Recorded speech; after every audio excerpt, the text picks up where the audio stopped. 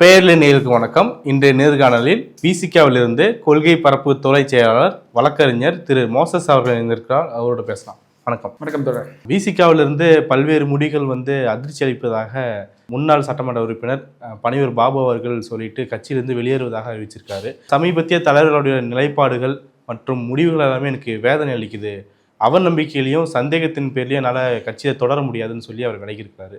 இவரை தொடர்ந்து இப்போ ஆளுநர் ஷானவாஸ் அவர்களும் வெளியேறுவார் அப்படின்னு சொல்லி பல கருத்துக்களை தெரிவிக்கிறாங்க.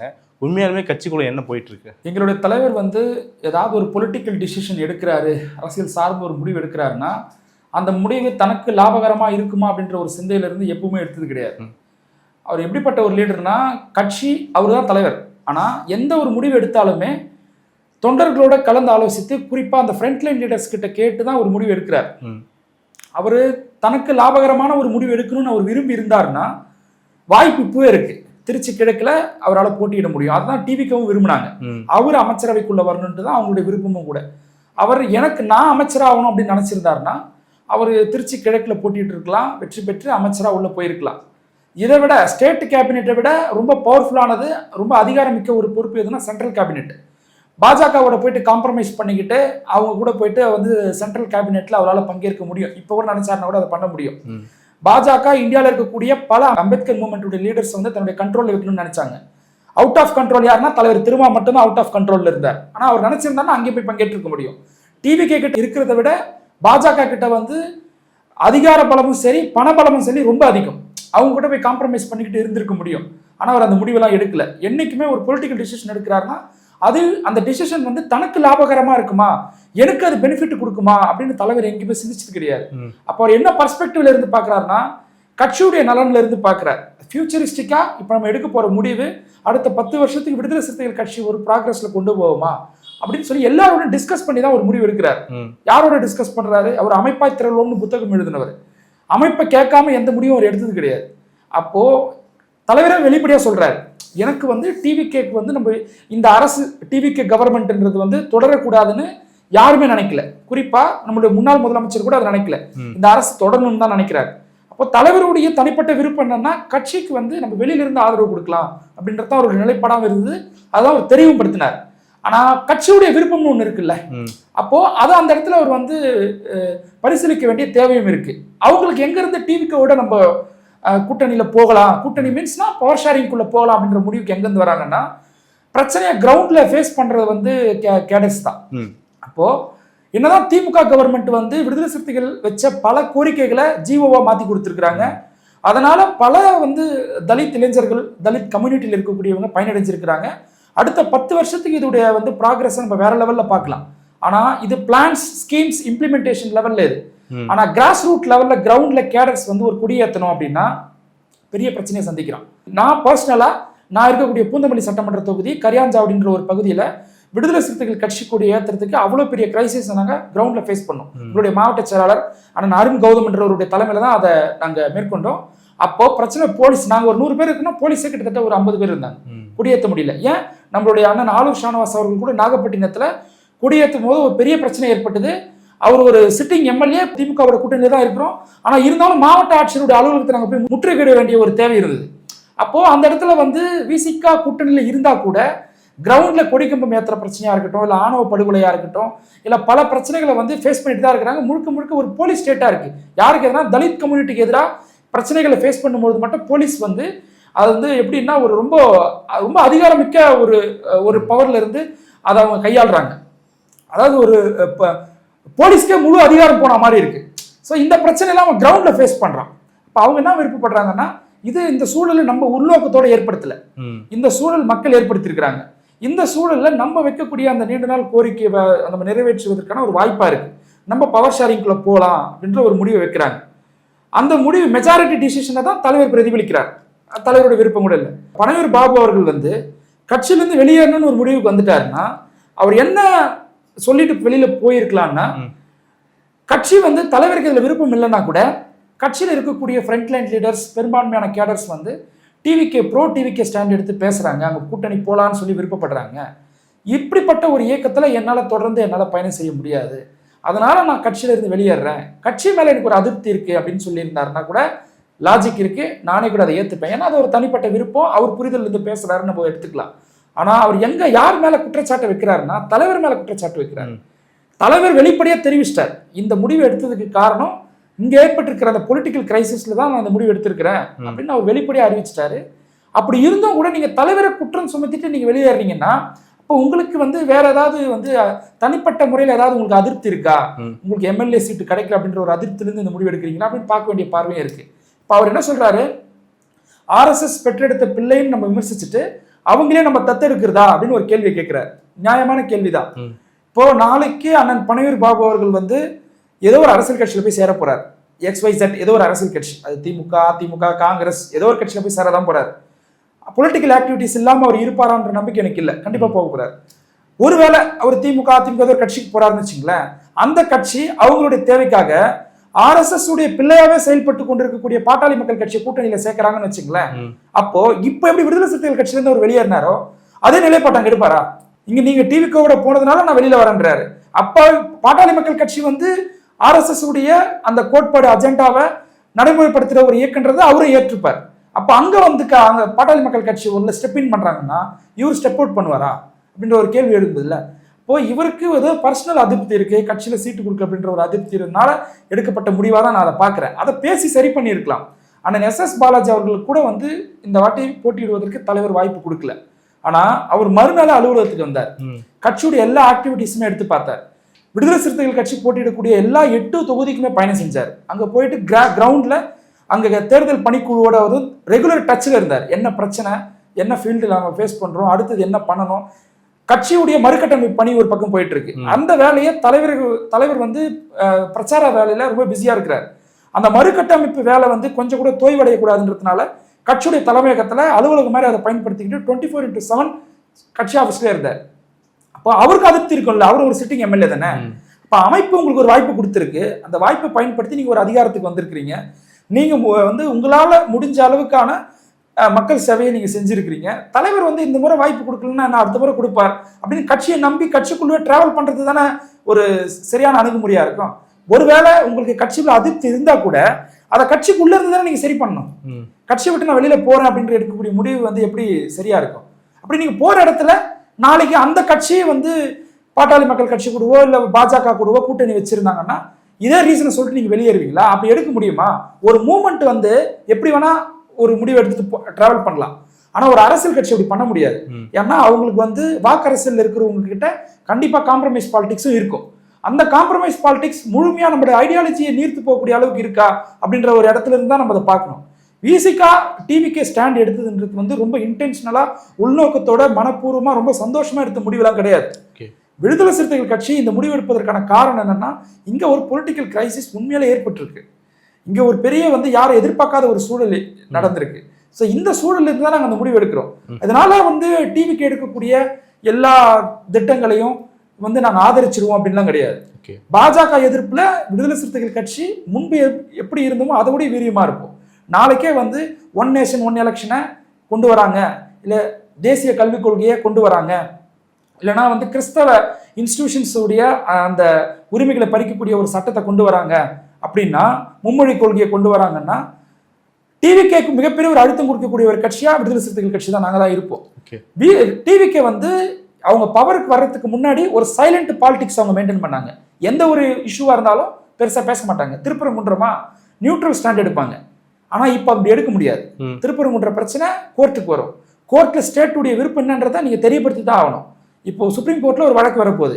தமிழ்நாட்டில் இருக்கக்கூடிய இந்து அறநிலைத்துறை கண்ட்ரோல் இருக்கக்கூடிய அந்த கோவில்கள் எல்லாம் திருப்பி வந்து விடுவிக்கணும், HRNC விடுவிக்கணும்னு ஒரு வழக்கு போட்டிருக்காங்க. இப்போ இதில் வந்து டிவிக்கு சைலண்டா இருக்க முடியாது. அவங்க நிலைப்பாடு எடுத்து தான் ஆகணும். ஒருவேளை பாஜக ஆதரவு நிலைப்பாடு எடுத்து அவங்க வந்து பேசுறாங்க அப்படின்னா, விடுதலை சிறுத்தைகள் கட்சி கண்மூடித்தனமா பாஜக எப்படி அதிமுக ஆதரிச்சதோ அப்படி நாங்கள் ஆதரிக்க மாட்டோம். இப்போ அதில் நாங்கள் தெளிவா இருக்கிறோம். இந்த முடிவுன்றது வந்து நாங்க உள்நோக்கத்தோடு எடுத்த முடிவு கிடையாது. இங்கே ஏற்பட்டிருக்கிற கிரைசிஸ் அடிப்படையில் எடுக்கப்பட்ட முடிவு தான். அழுத்தம் தரன்னு சொல்றீங்க. ஆனா இன்னொரு பக்கம் பார்க்கும்போது தாவேக அரசு ஒரு சில விஷயங்கள சைலண்டா இருக்குது, ஒரு சில விஷயங்களை தவறு பண்றாங்க, நிர்வாக ரீதியாக குளறுபடி ஏற்படுத்தினா அதையும் விசிகா தானே தூக்கி சுமக்க வேண்டியது இருக்குது அப்படிங்கிற விஷயத்தை முன்வைக்கிறாங்கல்ல. கண்டிப்பா. இப்போ ஜோதிடர் நியமனம் வந்து நடந்தது. அதை வந்து சட்டமன்றத்துக்குள்ள கல்பூர்கி, தபோல்கர் இப்படிப்பட்டவங்கெல்லாம் மகாராஷ்டிரால எப்படி வந்து அந்த மூட நம்பிக்கைக்கு பலியாகி அவங்களை கொலை செய்யப்பட்டாங்கன்றத ஒரு டேட்டாவோட பேசி எதிர்த்த ஒரு கட்சியாருன்னா விடுதலை சிறுத்தைகள் கட்சி. நாங்கள் தான் அதை எதிர்த்தோம். வந்தே மாதரம் இஷ்யூவாக இருக்கட்டும், எல்லா பிரச்சனையும் விடுதலை சிறுத்தைகள் கட்சி நாங்கள் சைலண்டாக போக மாட்டோம். அதில் எங்களுடைய நிலைப்பாடு தெளிவாக. இப்போ இந்த கோவை சிறுமி வழக்கில் கூட அமைச்சராக இருக்கக்கூடிய வன்னியரசு அவர்கள் ஒரு 10 நாள் தான் ஆயிருக்கு, டைம் கொடுங்கன்ற மாதிரி விஷயத்த சொல்றாரு. விசிகால இருந்து தலைவர்கிட்ட இருந்து ஒரு அறிக்கை வரவில்லை அப்படிங்கிற குற்றச்சாட்டும் இருக்குல்ல, அப்ப சைலண்ட் ஆயிட்டாங்களா அப்படிங்கிற கேள்வி தானாவே எழ ஆரம்பிக்குது. இல்லை அப்படி இல்லை, அதுக்கு தலைவர் கண்டிப்பாக அதுக்கு ரியாக்ட் பண்ணுவாருன்னு நாங்கள் நம்புகிறோம். அப்படி அமைதியாக எல்லா இஷ்யூக்கும் வந்து டிவிகேக்கு நாங்கள் சப்போர்ட் பண்ண வேண்டிய தேவை எங்களுக்கு கிடையாது முதல்ல. ஏன்னா நாங்கள் டிவிகே கிட்ட இருந்து நாங்கள் ஒரு அமைச்சர், அதாவது ஒரு துறைக்கு எங்கள் கட்சியை சார்ந்த ஒருத்தர் அமைச்சராக இருக்கிறார், அவ்வளோதான். மொத்த அந்த ஸ்டேட் மிஷினரிஸுமே ஹேண்டில் பண்ணக்கூடிய அளவுக்கான வலிமை எங்களுக்கு கிடையாது. நாங்கள் அந்த ஸ்டேட் மெக்கானிசத்துக்குள்ள நாங்கள் ஒரு டிபார்ட்மெண்ட்டுடைய ஹெட்டு, எவ்வளோதான். ஒருவேளை அவங்க எடுக்கக்கூடிய முடிவுகள் தவறுதா இருந்ததுன்னா எங்கள் தலைவரோ எங்கள் கட்சியில் இருக்கக்கூடியவர்களோ அதை விமர்சிப்பாங்க. நாங்களாம் பேசலையா? இப்போ நான் கண்டிக்கிறேன் அந்த பிரச்சனை. இப்போ விடுதலை சிறுத்தைகள் கட்சியில் இருக்கக்கூடிய மீடியா ஃபேஸ் பண்ணக்கூடியவங்க எல்லாருமே அதை ஆதரிச்சுலாம் ஒன்றும் பேசல. அரசு துரிதமாக நடவடிக்கை எடுக்கணும். இவர் வந்து விஜய் வந்து தேர்தல் பிரச்சாரத்தில் ரொம்ப அப்நார்மலான ப்ராமிசஸ்லாம் கொடுத்தாரு. அதை அதிகாரத்துக்கு வந்ததுக்கு அப்புறம் மக்கள் அதை எதிர்பார்க்க தான் செய்வாங்க. இப்போ ஆட்சிக்கு வந்து 10 நாளுக்குள்ள எவ்வளவு கொலைகள் நடந்திருக்கு, எவ்வளவு வந்து கஞ்சா புழக்கங்கள் ஏற்பட்டிருக்குன்றத நம்ம பார்க்குறோம். இப்போ அவங்க அதை அண்டர்ஸ்டாண்ட் பண்ணிக்கிட்டு அவங்களுக்கு நம்ம ரீசனபிள் டைம் கொடுக்கணுன்றது உண்மைதான். ஆனால் இதையே வந்து தொடர்ந்தாங்கன்னா விடுதலை சிறுத்தைகள் கட்சி வேடிக்கை பார்க்காது. நாங்கள் கேள்வி கேட்போம், இதை எதிர்த்து நாங்கள் ஆர்ப்பாட்டம் போராட்டங்கள் நடத்துவோம். ஏன்னா நாங்கள் திமுக கூட்டணியில் இருக்கும் பொழுதே கூட திமுக கூட்டணி வந்து ஏதாவது விடுதலை சிறுத்தைகள் கட்சி வந்து எல்லா இடங்களிலுமே சைலண்டாக இல்லை. எல்லா பிரச்சனைக்குமே நாங்கள் குரல் கொடுத்துருக்கோம். குறிப்பாக சொல்லணும்னா 12 மணி நேரம் வேலை திட்டமாக இருக்கட்டும், தூய்மை பணியாளர் பிரச்சனையாக இருக்கட்டும், வேங்கவேலு பிரச்சனையாக இருக்கட்டும், வடக்காடு இஷ்யூவாக இருக்கட்டும், பல பிரச்சனைகள் பட்டியலிட முடியும். இது எல்லாமே விடுதலை சிறுத்தைகள் கட்சி நாங்கள் இறங்கி போராட்டம் நடத்திருக்கிறோம், ஆர்ப்பாட்டம் நடத்திருக்கிறோம். சும்மா வெறுமனை அறிக்கை விட்டுட்டு போல இதே நிலைப்பாடு டிவிக்களையும் எடுப்போம். அப்போ காம்ப்ரமைஸ் பண்ணிக்கிட்டு நாங்கள் உள்ள இருக்க வேண்டிய எங்களுக்கு தேவை எதுவும் கிடையாது. ஆனால் காம்ப்ரமைஸ் தாண்டி இப்போ விசிகா திமுக கூட்டணியில் இருக்கிறதுனால திமுக அரசு என்ன ஒரு பெரிய முடிவு எடுத்தது அப்படிங்கிற கேள்வி எழுப்புறாங்க இல்லையா? இப்போ வேங்கை விஷயமாகட்டும், வடகாடு விஷயமாகட்டும், அரசு அது வந்து இன்ஃப்ளூயன்ஸ் பண்ணுது அந்த கூட்டணியில் இருக்கிறதாலேயே அப்படிங்கிற கேள்வி இருக்கு. அதே தான் இங்கே தாவேக அரசும் தொடருமா அப்படிங்கிற கேள்வி இருக்கு. ஒரு லார்ஜர் பர்ஸ்பெக்டிவ்ல பார்க்கணும். அதாவது வந்து ஒரு வெல்ஃபேர் ஸ்டேட்டா தமிழ்நாடு அரசு திமுக அரசு இருந்தா கூட போலீஸ் டிபார்ட்மெண்ட் மட்டும் போலீஸ் ஸ்டேட்டா தான் வந்து தலித் இஷ்யூஸை அப்படிதான் அட்ரஸ் பண்ணாங்க. இஷ்யூஸ் எல்லாருக்குமே ஏற்படும். ஆனால் அது எல்லாருமே அந்த இஷ்யூஸை போலீஸ்கிட்ட அட்ரஸ் பண்ணும்போது தலித் இஷ்யூஸ்க்கு மட்டும் போலீஸ் வந்து கொஞ்சம் அப்பர் ஹேண்ட் எடுத்து நிறைய இடங்களில் வழக்கு பதிவு செய்யலை, நீதிமன்றத்துக்கு போக வேண்டிய சூழல் தான் ஏற்பட்டுச்சு. நீங்கள் வடக்காடு பிரச்சனை கூட எடுத்துக்கோங்க. நாங்கள் ஆர்ப்பாட்டம் நடத்துவதற்கு அனுமதி கேட்டோம், அனுமதி கொடுக்கல. அப்புறம் நீதிமன்றத்துக்கு போயிட்டு நாங்கள் வந்து பெர்மிஷன் வாங்கிட்டு வந்து தான் ஆர்ப்பாட்டம் நடத்த வேண்டியது இருக்குது. விடுதலை சிறுத்தைகள் கட்சி பிரதானமான கூட்டணி கட்சியில் ஒரு முக்கியமான ஒரு கட்சி திமுக கூட்டணியில். நாகப்பட்டினத்தில் நடந்த அந்த பெரிய ஆளூர் ஷானவாஸ் அவர்கள் தலைமையில் நடந்த அந்த ஆர்ப்பாட்டம் கூட அங்கே வந்து இருக்கிற லோக்கல் போலீஸ் தான் அதுக்கு முக்கியமான காரணம். அவங்க தான் பர்மிஷன் கொடுக்கல. ஏன் கொடுக்கலன்னா கோர்ட் ஆர்டர் போட்டாங்க, யாரும் கொடிக்கம்பம் ஏற்றக்கூடாதுன்றாங்க. புதுசாக தான் கொடிக்கம்பம் ஏற்றக்கூடாது. ஆல்ரெடி இருக்கிற கொடிக்கம்பத்தை நாங்கள் வந்து மறுசீரமைப்பு பண்ணால் கூட அதுக்கு பெர்மிஷன்ஸ் அலௌடு கிடையாது. எஸ்சி எஸ்டி அட்ராசிட்டியில் ஒரு வழக்கு பதிவு செய்யணும்னா கூட அவ்வளவு மல்லு கட்ட வேண்டியதாக இருக்குது. அப்போது என்னதான் திமுக கவர்மெண்ட் வந்து ஒரு வெல்ஃபேர் ஸ்டேட்டாக இருந்தால் கூட திமுக கவர்மெண்ட்டுக்கு உள்ளே இருக்கக்கூடிய அந்த போலீஸ், இது நான் not only DMK government, AIADMK எல்லாமே அப்படி தான் இருக்கிறாங்க. போலீஸ் மட்டும் எப்பவுமே போலீஸ் ஸ்டேட்டாக தான் இருக்குது. அதாவது தலித் இஷ்யூஸ் அட்ரஸ் பண்ணுறக்கூடிய இடங்கள்ல அவங்க யாருமே வந்து டக்குன்னு ஒரு ப்ரிவென்டிவ் மெஷர்ஸ் எடுக்கிறதே கிடையாது. வடக்காடு இஷ்யூலாம் ஒரு காவல் நிலையத்துக்கு மிக பக்கத்தில் இருக்கக்கூடிய ஒரு கிராமம் தான் அது. அவங்க நினச்சிருந்தாங்கன்னா அதை தடுத்திருக்க முடியும். பெரிய லெவலில் ஒரு ஊரே ஒரு பெரிய கும்பல் உள்ளே போயிட்டு ஒரு கலவரத்தை ஏற்படுத்துறாங்கன்னா போலீஸ் வேடிக்கை தான் பார்த்தது. இங்கே எஸ்சி எஸ்டி அட்ராசிட்டி ஆக்டை முழுமையாக நடைமுறைப்படுத்துறது கிடையாது. அப்போது இது இந்த கிரைசிஸை யார் ஃபேஸ் பண்ணுறா? விசிகால இருக்கக்கூடிய ஃப்ரண்ட்லைன் லீடர்ஸ் ஃபேஸ் பண்ணுறாங்கிறத தாண்டி கிரவுண்டில் இருக்கிற கேடர்ஸ் தான் ஃபேஸ் பண்ணுறான். எல்லா கட்சியும் பேனர் வைக்க அலவுடு. விசிகா பேனர் வச்சா மட்டும் போலீஸ் வந்து எடுக்கணும். எல்லா கட்சியும் வந்து ஊருடைய மையப்பகுதியில் கொடியேற்ற முடியும். விடுதலை சிறுத்தைகள் கட்சி வந்து கொடியேற்றினா மட்டும் ஏத்தாதுன்னு சொல்லுவாங்க. ஏன்னா உன்னால சாதி பிரச்சனைகள் ஏற்படணும். எல்லா கட்சியும் போய் செவர் விளம்பரம் செய்யும். விடுதலை சிறுத்தைகள் கட்சி எழுதினா மட்டும் அதில் பெயிண்ட் அடிப்பாங்க. அப்போ இதை யார் ஃபேஸ் பண்ணுறா? அப்போ அவன் என்ன விரும்புகிறான்னா, நம்மளுக்கு மாற்றுன்னு ஒரு கட்சி வந்திருக்கு, அதை மக்கள் அங்கீகரிச்சிருக்கிறாங்க. நம்ம வந்து டிவிகே கூட்டணியில கொஞ்சம் டிராவல் பண்ணி தான் பார்ப்போமே அப்படின்னு நினைக்கிறாங்க. இப்போ அதை உறுதிப்படுத்துற மாதிரி வந்து டிவிகே கவர்மெண்ட் கிட்டத்தட்ட 8 மினிஸ்ட்ரிஸ் வந்து தலித்துகளுக்கு கொடுத்துருக்காங்க. அதுவும் ரொம்ப முக்கியமான ஒரு இலாக்காக்கள் கொடுத்துருக்காங்க. இதனால ஒரு எம்பவர்மெண்ட் ஏற்படும் அவன் நம்புறான். இப்போ அரசியல்படுத்தப்பட்ட நம்ம பெரிய லெவல்ல வந்து இதுக்கு பின்னால் ஏதாவது சதி இருக்குமா அப்படின்னு ஒரு கன்ஸ்பிரசி இருக்கான்னு நம்ம சீர்தூக்கி பார்க்குறோம். ஆனால் ஒரு காமன் மேன் வந்து டிவிகே கவர்மெண்ட் வந்து அவங்க அப்ரோச்சாளர் அம்பேத்கர் தான் அவங்களுடைய கொள்கை தலைவராகவும் இருக்கிறாங்க. நம்மளுடைய கம்யூனிட்டியை சார்ந்தவங்களுக்கு மிக முக்கியமான பிரதிநிதித்துவம் கொடுத்துருக்காங்க. இதுவரை சுதந்திர இந்தியாவில் கிட்டத்தட்ட 8 இலாக்காக்கள் ஒரு அமைச்சரவையில் தலித்துகள் பங்கேற்றதே கிடையாது. அதை அவங்க செஞ்சு கொடுத்துருக்காங்க. இப்போ இதெல்லாம் பாசிட்டிவா பார்க்கும்போது தலைவர்கிட்ட தன்னுடைய விருப்பத்தை வெளிப்படுத்துறாங்க. இது நம்ம உள்நோக்கத்தோடு உருவாக்கின சூழல் கிடையாது. இந்த சூழலை நம்ம ஏன் கட்சி வளர்ச்சிக்காக பயன்படுத்தக்கூடாதுன்னு போது தலைவர் அது முடிவு எடுத்திருக்கிறார். மேபி நமக்கு தவறா கூட இருக்கட்டுங்க. நான் என்ன சொல்றேன்னா, இந்த முடிவு தப்பா கூட இருக்கட்டும். இந்த முடிவு தப்பானா இதனால பாதிக்கப்பட போறது யாரு? விடுதலை சிறுத்தைகள் கட்சி தான். எங்களை நாங்கள் திருப்பி கரெக்ட் பண்ணிக்கிறோம். இதனால வந்து விடுதலை சிறுத்தைகள் கட்சி மொத்தமா தன்மை இழந்து போயிடும். நாங்க வந்து ஒரு வலதுசாரி சிந்தனையான ஒரு அமைப்பு மாதிரி இது மாறிடும் அப்படின்லாம் கிடையாது. நாங்க எப்படி வந்து இடதுசாரி அரசியலை முன்னெடுத்தோமோ அந்த மூமெண்ட்டை தான் நாங்க இருப்போம். எத்தனையோ பொலிட்டிக்கல் டிசிஷன் ராங்கா இருக்கு. அது திமுகவுக்கும் இருக்கு, அதிமுகவுக்கும் இருக்கு. கரூர் இன்சிடென்ட்லாம் திமுக இன்னும் ஆக்டிவா கையாண்டிருக்கலாம் அப்படின்றதுலாம் என்னோட தனிப்பட்ட கருத்து. வழக்கு பதிவு செஞ்சிருக்கணும் விஜய் மேலலாம். ஏன்னா இன்டென்ஷனல் டிலே மேட் அவுட் ஆகுது. நீங்க வழக்கு பதிவு செய்யுங்க, அரெஸ்ட் பண்ண வேண்டிய தேவை கிடையாது. ஆனா நீங்க ஏன் பதிவு செய்யல? அப்போ ஒரு சினிமா பாப்புலாரிட்டி உள்ள ஒரு நபரை பார்த்து கவர்மெண்ட் மிஷினரிஸை பயந்துச்சான்ற ஒரு கேள்வி எழுப்புதில்ல. எந்த இடத்துலையுமே விஜய் வந்து திமுகவும் அதிமுகவும் பெருசா கிரவுண்ட்ல ரியாக்ட் பண்ணல, அவருக்கு எதிர்வினை ஆட்சியில். இதெல்லாம் விஜய் ரொம்ப ஃப்ரீ ஹேண்டா விட்ட மாதிரி ஆயிடுச்சு. அப்போ அவர் எந்த குற்றச்சாட்டு வச்சாலுமே அதை நீங்க கவுண்டர் பண்ணாத போது மக்கள் மத்தியில் அது உண்மையா போய் பிரதிபலிச்சது. ஆனா அன்னைக்கு கவுண்டர் பண்ண ஒரு இயக்கம் யாரு? விடுதலை சிறுத்தைகள். நாங்கள் வந்து விஜய் அவர்களையும் சீமான் அவர்களையும் எங்க மேல தனிப்பட்ட முறையில் எங்க தலைவர் மேல பெரிய மரியாதை கொண்டிருந்தாங்க.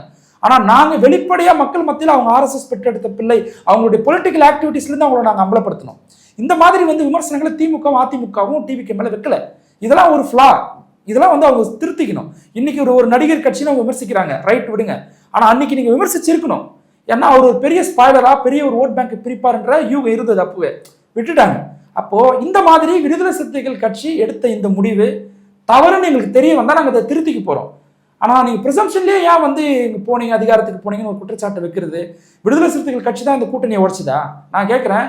திமுக கூட்டணியில உடைக்கணுன்ற அட்டம்ப்ட் எலெக்ஷனுக்கு முன்னாடியே ஒரு 2 வருஷமா நடந்தது. அதுல யாரை துருப்புச்சீட்டா பயன்படுத்தினாங்க? தலைவர் திருமாவர்களை தான் துருப்புச்சீட்டா பயன்படுத்தினாங்க. யாரையும் வைகோவை பயன்படுத்தல, அண்ணன் வைகோ அவர்களை பயன்படுத்தல, யாரும் கம்யூனிஸ்ட் தலைவர்களை பயன்படுத்தல, யாரும் வந்து IUML இந்தியன் முஸ்லீம் லீக் தலைவர்களை யாரும் பயன்படுத்தல. திமுக கூட்டணியை உடைக்கிறதுக்கு ஒரு துருப்புச்சீட்டா பயன்படுத்தப்பட்ட நபர் யாருன்னா தலைவர் திருமாவர்கள் தான். அதுக்கு எங்க தலைவர் இடம் கொடுத்தாரா? எங்கேயுமே இடம் கொடுக்கல. அதுக்கு மாறா அவர் என்ன பண்ணாருன்னா, கூட்டணி கட்சிக்குள்ள இருக்கக்கூடிய கட்சிகள் வெளியேறக்கூடாதுன்றதுனால வேல்முருகன் அவர்களுக்காக எங்க தலைவர் போய் பேசினார். கமலஹாசன் அவர்களுக்கும் வந்து நீங்க அவரை கன்வின்ஸ் பண்ணி அவரே கூட்டணிக்குள்ள கொண்டு வாங்க, அவருக்கு இடங்கள் ஒதுக்கீடு பண்ணி கொடுங்கன்றத எங்க தலைவர் போயிட்டு பேசினார். இந்த கூட்டணி ரொம்ப இன்டாக்டா இருக்கணும்ன்ற எல்லா முயற்சியுமே தன்னால் முடிஞ்ச அளவுக்கு எங்க தலைவர் எடுத்தார். தேர்தலுக்கு அப்புறமா ஒரு முடிவு வருது. முதல்ல பிச்சுக்கிட்டு போன கட்சி அது. திமுக கூட்டணியிலேயே கடைசியா கூட்டணியை விட்டு வெளியேறின கட்சி யாருங்க? விசிக தான். எங்க மேல விமர்சனங்கள் வந்தது, நீங்க ஏன் இவ்வளவு தாமதமா முடிவு எடுத்தீங்கன்னு சொல்லி எங்களை அவசரப்படுத்தினாங்க. எங்களை அவசரப்படுத்தும் போது கூட நாங்க அவசரமான முடிவு எடுக்கல. முதல் வந்து காங்கிரஸ் வெளியேறாங்க. கம்யூனிஸ்ட் கட்சிகள் நாங்க அறிவிக்கிறதுக்கு முன்னாடியே அவங்க அறிவிச்சிட்டாங்க, நாங்க வெளியிருந்து ஆதரவுன்றாங்க. IUML ஒரு முடிவு எடுக்கிறாங்க. அப்ப விடுதலை சிறுத்தைகள் கட்சி மட்டும் எப்படி இந்த கூட்டணியை காப்பாற்ற முடியும்? அந்த கூட்டணி கட்சியுடைய தலைமை யாரு? தலைவரா? எங்களால முடிஞ்ச முயற்சி நாங்க எடுத்தோம், முடியல. ஆனா எங்க கோரிக்கைக்கான ஒரு கிரவுண்ட் ஏற்பட்டிருக்கு. இது யூகத்தின் அடிப்படையில் இருந்தே நம்ம நிராகரிக்க வேணாம் எங்க தலைவர் ஒரு முடிவு எடுத்திருக்கிறார். மேபி இது தவறா இருந்தா நாங்க அதை ஃபியூச்சர்ல திருத்திப்போம். இதனால விடுதலை சிறுத்தைகள் கட்சி வந்து வலதுசாரி அரசியலை முன்னெடுக்கும், இல்ல வந்து டிவிகேக்கு எல்லா இடங்கள்லயுமே போயிட்டு வந்து ஆதரவா நிற்கும் அப்படின்லாம் கிடையாது. எதிர்க்க வேண்டிய இடங்கள்ல நாங்க எதிர்ப்போம். எலெக்ஷன்ல சீட்டு கொடுக்காத போதே ஆளுநர் ஷானவாஸ் அவர்கள் அதிருப்தியில் இருந்தாரு அப்படிங்கிற விஷயத்த பலரும் வெளிப்படுத்திட்டு இருந்தாங்க. இப்போ வந்து பன்னீர் பாபாயை தொடர்ந்து அவரும் கட்சி மாற போறாரு, கட்சியிலிருந்து விலக போறாரு அப்படிங்கிற தகவல்களும் பலரும் சொல்லிட்டு இருக்காங்க. அது எப்படி பாக்குறது? நம்ம இந்த தகவல்கள்லாம் எங்க இருந்து சோர்ஸ் கிடைக்குதுன்னு எனக்கு தெரியல. ஏன்னா அதிகாரப்பூர்வமா அல்ல ஆளுநர் ஷானவாஸ் அவர்கள் எங்கேயுமே தெரியப்படுத்தல. இல்ல அந்த அமைதி தான் இதுக்கு, இந்த கேள்வியெல்லாம் எல்லாத்துக்கும் முக்கியமான காரணமா இருக்கு. ஏன் அமைதி? அவரு தனிப்பட்ட முறையில கட்சிக்குள்ள அவருக்கு ஏதாவது இண்டிவிஜுவல் இஷ்யூஸ் இருக்கலாம். மேபி அவருக்கு சீட்டு கொடுக்காத ஒரு அதிருப்தி இருக்கலாம். ஏன்னா நல்ல பர்ஃபார்மன்ஸை காட்டின ஒரு MLA, கருத்துருவாக்கு தளத்தில் மிகப்பெரிய வந்து ஒரு விடுதலை சிறுத்தைகள் கட்சிக்கு மிகப்பெரிய ஒரு விசிகா இருக்கக்கூடிய எல்லா கொள்கை சார்ந்த முடிவுகளையும் அதை மக்கள் மத்தியில் புரியும்படி பேசக்கூடிய ஒரு வல்லமை படைத்தவர். அப்போ நம்மளுடைய ப்ராக்ரஸ் ரிப்போர்ட் எல்லாத்துலேயும் நல்லா தான் இருக்கு. ஆனால் நம்மளுக்கு ஏன் இந்த வாட்டி வாய்ப்பு கிடைக்கல அப்படின்னு எல்லா மனிதர்களுக்குமே இயல்பாக ஏற்படக்கூடிய ஒரு ஒரு அதிருப்தி இருக்கும்ல, அதை வெளிப்படுத்துறதுக்கு கூட அவர் அமைதியாக இருந்திருக்கலாம். ஆனால் இந்த கேப்பை பயன்படுத்தி அவர் மேலே கடுமையான விமர்சனங்களை முன் வச்சாங்க. ஒரு திமுக இருக்கக்கூடியவங்களே இப்போ வந்து தலைவர் எடுத்த இந்த முடிவை பயன்படுத்தி என்ன சொல்றாங்க, அவர் வந்து திமுகவுக்கு வந்தால் நாங்கள் வரவேற்போம் அப்படின்னு அவங்க பாசிட்டிவா ஒரு விஷயத்த வந்து ஆளுநர் ஷானவாஸ்க்கு அவருக்கு சாதகமா பேசுவது போல ஒரு குழப்பத்தை உருவாக்குறாங்க. இதெல்லாம் தேவையில்லாதது. எந்த முடிவாக இருந்தாலும் அவர் தெரிவிக்கிற வரைக்கும் அது அவருடைய முடிவு தான். அவர் கட்சியில் தொடரணும் அப்படின்றது தான் எங்களோட விருப்பம். எங்களை போன்ற அடுத்த ஜென்ரேஷன் பசங்க நாங்கள் வந்து மீடியாவில் பேசுகிறோம், கட்சியுடைய முகமாக நாங்கள் வந்து வெளியில் வந்து கருத்துக்களை வெளிப்படுத்துகிறோம் அப்படின்னா எங்களுக்கெல்லாம் ஒரு பெரிய பயோனியர் வந்து அண்ணன் ஆலூர் ஷானவாஸ் அவர்கள், அண்ணன் எஸ் பாலாஜி அவர்கள், கட்சியில் இருக்கக்கூடிய அண்ணன் வன்னியரசன் அவர்கள், சிந்தனை செல்வன் அண்ணன், இவங்கெல்லாம் வந்து நாங்கள் பார்த்து வளர்கிறோம். எப்படி வளர்றோம்னா அவங்க மேலே தனிப்பட்ட முறையில் ஏதாவது நாங்கள் பயனடைஞ்சிருக்கிறோமான்லாம் கிடையாது. கருத்தியல் ரீதியாக விசிகாவுடைய அந்த டிசிஷனை எப்படி மக்கள்கிட்ட கொண்டு போய் பேசுகிறாங்க, எப்படி அவங்களுக்காக அட்வொகேட் பண்ணுறாங்க, எப்படி ஒரு பிரச்சனை ஃபேஸ் பண்ணுறாங்க, இதுலேருந்து இன்ஸ்பயர் ஆகிறோம். அப்படி இன்ஸ்பயர் ஆகி தான் நாங்கள் அமைப்புக்குள்ளே அவங்களெல்லாம் வந்து ஒரு லீடராக நம்ம பார்க்குறோம், செகண்ட் கேடர்ஸ் லீடராக நாங்கள் பார்க்குறோம். ஆனால் ஆலூர் ஷானவாஸ் அவர்கள் கட்சி விட்டு வெளியேறுவார் அப்படின்ற நம்பிக்கை எனக்கு இல்லை. அவரே அமைப்புக்குள்ளே தான் இருப்பார், இருக்கணும்னு நாங்கள் விரும்புகிறோம். அவருக்கு ஏதாவது முரண்பாடு இருந்தாலும் அந்த தலைவர்கிட்ட பேசி சரிப்படுத்துவார். தலைவர் முதன்மை செயலாளர்ன்ற ஒரு பொறுப்பை அவருக்கு அறிவிச்சார். நான் இதை ஏற்கலன்னு இங்கே நான் சொல்லியிருக்காரா? நான் இதை ஏற்கல, இது எனக்கு பதவி இப்பொழுது வேணாம் அப்படின்னு சொல்லியிருக்காரா? மறுநாளே கட்சிக்கு அலுவலகத்துக்கு வந்தார், எல்லாரோடும் வந்து பேசினார். தேர்தல் நேரத்துலையும் போயிட்டு நம்ம கூட்டணி கட்சியின் எல்லா இடங்களிலும் போய் பிரச்சாரம் பண்ணார். முடிவுக்கு அப்புறமா அவர் அண்ணன் எஸ் பாலாஜி அண்ணன் சொன்னது, அவர் வெளிநாட்டில் அவருடைய குடும்பத்தோடு இருக்கிறார், அவர் இந்தியாவுக்கு வந்ததும் ஆக்டிவ் பாலிடிக்ஸில் உள்ள வருவார்னு அவர் சொல்லியிருக்கிறார். வெயிட் பண்ணி பார்ப்போம். யூகத்தின் அடிப்படையில் அவர் மேலே விமர்சனங்கள் வைப்பதும் தவறு. அவர் திமுக போயிடுவாருன்னு சொல்லிட்டு முன்கூட்டியே நம்ம அவருடைய முடிவாக நம்ம ஒரு முடிவை வந்து மக்கள் மத்தியில் அந்த கருத்தை திணிக்கிறதும் தவறு. அவர் என்ன முடிவு எடுக்கிறாருன்னு அவர் வாய் திறந்து சொன்னால் மட்டும்தான் நம்மளுக்கு வெளிப்படும். ஆனால் அவர் கட்சியில் தொடர்வார் அப்படின்றது தான் என்னுடைய விருப்பமும் நம்பிக்கையும் கூட. விசிக வந்து அமைச்சரவையில் பங்கெடுக்க போகுது அப்படின்னு சொல்லும்போது ஏன் குறிப்பிட்டு ஆதி திராவிட நலத்துறை அமைச்சகம், அதாவது அது வந்து சமூக நீதித்துறைன்னு மாற்றிருக்காங்க, இப்போ அதையும் குறிப்பிட்டு ஒதுக்கணும் அப்படின்ற கேள்வியும் எழுந்திருக்குது. அது எப்படி நம்ம புரிஞ்சுக்கிறது? டிவிக்கு வந்து இந்த போர்ட்ஃபோலியோ ஒதுக்குறதுல குறிப்பாக வந்து ஹெச்ஆர்என்சி டிபார்ட்மெண்ட்டை வந்து ஒரு பிராமணர் சமூகத்தை சார்ந்தவருக்கு ஒருத்தருக்கு ஒதுக்கி இருக்கிறாங்கல்ல, அதிலெல்லாம் தனிப்பட்ட முறையில் எனக்கு முரண்பாடு இருக்குது. ஏன்னா அவருடைய பழைய சோஷியல் மீடியா பேஜஸ்லாம் வந்து ராமர் கோயில் கட்டண இஷ்யூஸ்க்குலாம் வந்து ஆதரவான பதிவுலாம் அவர் போட்டிருக்கிறதா நான் சோஷியல் மீடியாவில் பார்த்தேன். எந்த அளவுக்கு அது உண்மைன்னு தெரியல. இப்போ அந்த துறை சார்ந்த அந்த கம்யூனிட்டியை சார்ந்தவங்களுக்கு அந்த துறையை நான் ஒதுக்குறேன் அப்படின்றது வந்து அது ஒரு சரியான அணுகுமுறையாக இருக்காது. அண்ணன் வன்னியரசு அவர்கள் வந்து ஆதி திராவிட டிபார்ட்மெண்ட் இப்போ வந்து சமூக நீதித்துறைன்னு அதை பேர் மாற்றி வைக்கிறாங்க. அதை வந்து திறமையாக கையாளக்கூடிய எல்லா தகுதியும் அவருக்கு இருக்குது. கூட வந்து வேற ஏதாவது ஜென்ரல் போர்ட்ஃபோலியோவும் அவருக்கு கொடுக்கணுன்றது எங்களுடைய விருப்பம். ஆனால் டிவிக்கே வந்து தலித்துன்றதுனால அவருக்கு இதை கொடுத்துருக்குறாங்க அப்படின்னு கிடையாது. ஏன்னா அவங்க கட்சிக்குள்ளேருந்து கொடுத்துருக்குற அந்த போர்ட்ஃபோலியோ பத்திரப்பதிவு துறையாக இருக்கட்டும், பல துறைகள் வந்து ஜென்ரலாக இருக்கக்கூடிய அந்த போர்ட்ஃபோலியோவை தான் தலித்துகளுக்கு ஒதுக்கியிருக்கிறாங்க. விடுதலை சிறுத்தைகள் கட்சி நாங்கள் இவ்வளோ நீண்ட நாட்கள் எங்களுடைய அரசியல் கட்சி நாங்கள் உருவாக்குனதே தலித் எம்பவர்மெண்ட்டுக்காக தான். ஆரம்ப காலகட்டத்தில் வேளச்சேரி தீர்மானத்துக்கு அப்புறமா தான் எங்கள் கட்சியை நாங்கள் மறுகட்டமைப்பு பண்ணிக்கிட்டோம். எங்கள் கட்சிக்குள்ளே வந்து ஒரு 60 to 80% ஆஃப் கேடர்ஸ் வந்து குறிப்பிட்ட இந்த சமூகத்தில் சார்ந்தவங்க தான் இருக்கிறாங்க, அமைப்புக்குள்ளே இருக்கிறாங்க. ரெண்டாவது, அது ஒரு விக்டிம் சொசைட்டியாக இருக்குது. அவங்களுடைய குரலாக வன்னியரசு அவர்கள் அதிகாரம் இல்லாமல் களத்தில் இவ்வளோ நாள் செயல்பட்டு இருந்தார். இப்போ அவர்கிட்ட ஒரு அதிகாரம் கிடைச்சிருக்கு. ஒரு அமைச்சர் வாங்குறதுனால என்ன அதிகாரம் கிடைச்சிட போகுது அப்படிங்கிற கேள்வி எழுப்புறாங்க. இல்லை நீங்கள் அப்படி சொல்லிட முடியாது. இன்னைக்கு குறிப்பாக வந்து கவின் ஆணவ படுகொலையில் வந்து அந்த பாதிக்கப்பட்ட அவருடைய தம்பி நினைக்கிறேன், அவருக்கு வந்து சிப்காட்டில் வந்து டெப்டி மேனேஜராக வந்து பதவி அவருக்கு அந்த கவர்மெண்ட் போஸ்ட்டு அலாட் பண்ணியிருக்கிறாங்க. இது எதன் அடிப்படையில் அலாட் பண்ணியிருக்கிறாங்கன்னா, எஸ்சி/எஸ்டி அட்ராசிட்டி ஆக்ட் கீழே ஒரு வழக்கு பதிவு செய்கிறாங்கன்னா விக்டிமுடைய ஃபேமிலிக்கு வந்து கவர்மெண்ட் ஜாபை வந்து அரசு கொடுக்கணும், ப்ரிஃபரன்ஸின் அடிப்படையில் கொடுக்கணுன்றது சட்டம். இதுக்கு முன்பு அது முறையாக நடைமுறைப்படுத்தப்பட்டுச்சான்னு கேட்டால் கிடையாது. ஆனால் இந்த முறையை அது நடைமுறைப்படுத்தப்பட்டிருக்கு. இது யார் வச்ச கோரிக்கை? விடுதலை சிறுத்தைகள் கட்சி. நாங்கள் வந்து அவரை கவினுடைய அந்த பிரதர் மூலிமா நாங்கள் அப்ளிகேஷன் ப்ராசஸ் மூவ் பண்ணி அது ஏற்றுக்கொள்ளப்பட்டு இன்னைக்கு ஒரு விஷயத்தை சாதிச்சு காட்டியிருக்கிறோம். இது போல அவர் எவ்வளோ விஷயத்தை அவரால் பர்ஃபார்மன்ஸ் பண்ண முடியும் அப்படின்றத, அவர் எவ்வளோ காலம் அந்த டென்யூரில் இருக்கிறாருன்றதை பொறுத்து தான் நம்ம வந்து முடிவு பண்ண முடியும், முன்முடிவு செய்ய முடியாது. ஆதி திராவிடர் ஃபண்டை ப்ராப்பராக யூட்டிலைஸ் பண்ணுறதா இருக்கட்டும், பல ஸ்கீம்ஸ் கொண்டு வரதா இருக்கட்டும், பல ரிலாக்ஸேஷனை கொண்டு வந்து அந்த ஸ்கீம்ஸ்குள்ளே இன்னும் அடிஷ்னலான வந்து பெனிஃபிஷியரிஸை உள்ளே கொண்டு வர முடியுமா இருக்கிறதா இருக்கட்டும், இதெல்லாம் பல விஷயங்களை அவரால் செய்ய முடியும். ரெண்டாவது, நாங்கள் விசிகான்றதே வந்து ஆரம்ப காலகட்டத்தில் தலித் பேந்தர்ஸ் ஆஃப் இந்தியா அப்படின்ற ஒரு மூவ்மெண்ட்ல இருந்து தான் எங்கள் கட்சி ஆர்ஜின் ஆகி வந்தது.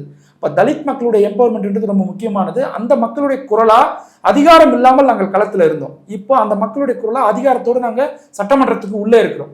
எங்களால் பல ஸ்கீம்ஸை கொண்டு வர முடியும். அதை ப்ராப்பராக இம்ப்ளிமெண்ட் பண்ணுறதுல தான் முக்கால்வாசி ஃபெயிலியர் இங்கே நடக்குது. அப்போ அந்த இம்ப்ளிமெண்டேஷன் லெவலில் வந்து பெரிய லெவலில் சக்ஸஸை காட்ட முடியும் நாங்கள் நம்புகிறோம். அதுக்கு வி நீடு சம் டைம், அதுக்குள்ளே பெர்ஃபார்ம் பண்ண முடியும் நாங்கள் நம்புகிறோம். அமைச்சரவையில் இடம் பெற்றதாலேயே திமுக கூட்டணியிலிருந்து விசிக ஆபியஸாக வெளியே வந்துருச்சு அப்படிங்கிற உண்மை தெரிய வந்ததாக பலரும் சொல்கிறாங்க. இப்போ வந்து உள்ளாட்சி தேர்தல் வரப்போகுது. 2029 மக்களவை தேர்தல் வரப்போகுது. இதிலெல்லாம் விசிக எதில் போட்டி போட போகுது? குறிப்பாக இப்போ அதிமுக எம்எல்ஏக்கள் ராஜினாமா பண்ணுறாங்க. விசிக சார்பில் தனியாக போட்டி போட போறீங்களா, இல்லை தாவேகாவோட சேர்ந்து போட்டி போட போறீங்களா அப்படிங்கிற கேள்வியில எழுது. இல்லை டீல்லாம் முடிஞ்சிருக்கா அப்படிங்கிற கேள்வியும் பலரும் எழுப்பிட்டு இருக்காங்க. எப்படி பார்க்கறது? அதாவது இது வந்து ப்ரிசம்ஷன் கொஸ்டின். யூகத்தின் அடிப்படையில் நீங்கள் ஒரு கேள்வி கேட்குறீங்க, வரக்கூடிய தேர்தலில் யாரோட போட்டி போட போறீங்கன்னு சொல்லிட்டு. கூட்டணினால என்ன? கூட்டணினா என்னன்னா ஓட் ஷேரிங். நான் உன்னோட நான் கூட்டணி வைக்கிறேன், என்னுடைய ஓட்டு உங்களுக்கு ஷேர் ஆகும், உன்னுடைய ஓட்டு எங்களுக்கு ஷேர் ஆகணுன்றது தான். அதுதான் தேர்தல் நேரத்தில் தான் கூட்டணி பற்றி நம்ம வந்து பேச வேண்டிய தேவை ஏற்படும்.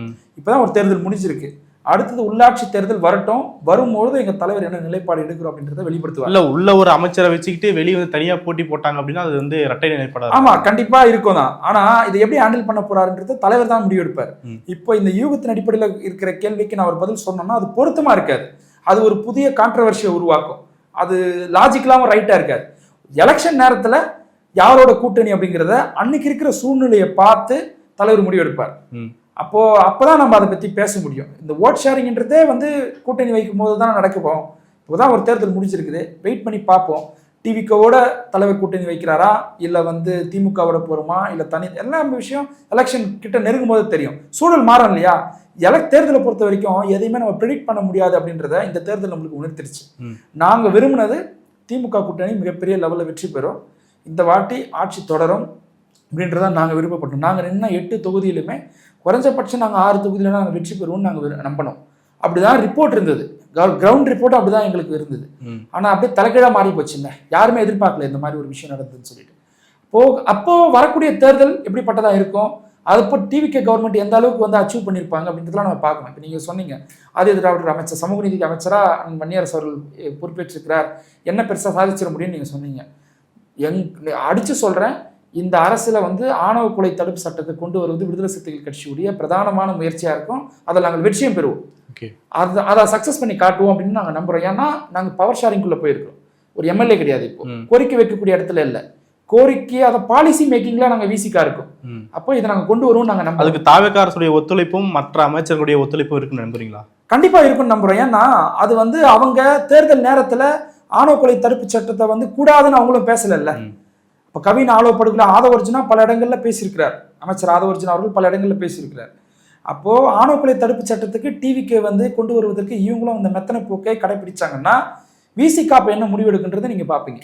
இப்போ நான் எங்க வேலையை நீங்க அதிகாரம் கிடைச்சிருக்கு. அப்போ தலித் எம்பவர்மெண்ட் சம்பந்தப்பட்ட எல்லா விஷயத்தையும், ஸ்கீம்ஸாக இருக்கட்டும், அது பாலிசி மேக்கிங்காக இருக்கட்டும், புதிய எனாக்ட்மெண்ட்ஸ் கொண்டு வரதா இருக்கட்டும், இல்லை ப்ராப்பராக பாலிசியில் இருக்கக்கூடிய ஃபண்டை யூட்டிலைஸ் பண்ணுறதா இருக்கட்டும், அதை இம்ப்ளிமெண்டேஷன் பண்ணுறதா இருக்கட்டும், விக்டிம்ஸை ஃபைண்ட் அவுட் பண்ணுறதா இருக்கட்டும், எஸ்சிஎஸ்டி அட்ராசிட்டிஸ் ஆக்டை இம்ப்ளிமெண்ட் பண்ணக்கூடிய இடத்துல இந்த மாதிரி ஹோலிஸ்டிக்காக ரொம்ப ப்ரோக்ராமாக நாங்கள் பண்ணுவோம்.